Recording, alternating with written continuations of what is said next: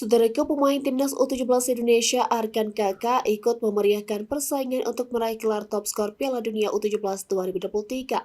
Saat ini Arkan Kaka menduduki peringkat kedua dalam daftar top skor Piala Dunia U17 2023 dengan pencapaian 2 gol. Dalam pertandingan terbaru, Arkan Kaka tampil sebagai penyelamat saat timnas U17 Indonesia menghadapi Panama dalam lanjutan babak grup A pada Senin 13 November. Panama berhasil unggul terlebih dahulu melalui gol Castillo Jimenez pada menit ke-45 dengan tambahan waktu 3 menit.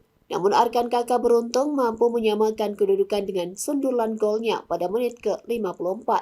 Pertandingan di Stadion Gelora Bung Tomo atau GBT Surabaya antara timnas U17 Indonesia dan Panama berakhir dengan skor imbang 1-1.